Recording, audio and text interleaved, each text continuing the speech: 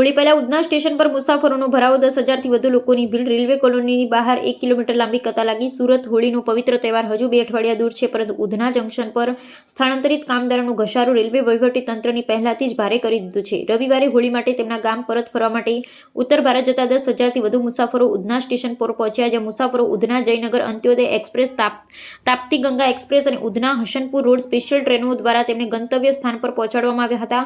ભીડના ઉછાળાને પહોંચી વળવા માટે પશ્ચિમ રેલવે 115થી વધુ કર્મચારીઓની ખાસ ટીમ તૈનાત કરી જેમાં વરિષ્ઠ અધિકારીઓ સુપરવાઇઝર અને રેલવે પોલીસ કર્મચારીઓનો સમાવેશ થાય છે। પ્લેટફોર્મ નંબર 6 નજીકના 2 હોલ્ડિંગ એરિયા સંપૂર્ણપણે ભરાઈ ગયા પછી મુસાફરોની કતાર 1 કિલોમીટરથી વધુ લાંબી થઈ ગઈ।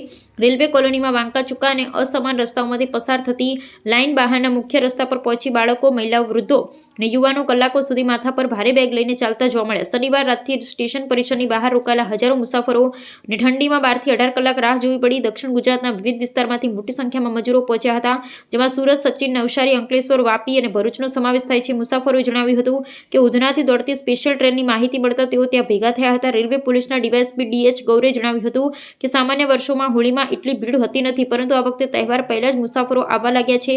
ઉધના જયનગર અંત્યોદય એક્સપ્રેસમાં 3,000થી વધુ મુસાફરોને વિદાય આપવામાં આવી હતી। Bureau chief Sunil Ganjewala, Surat.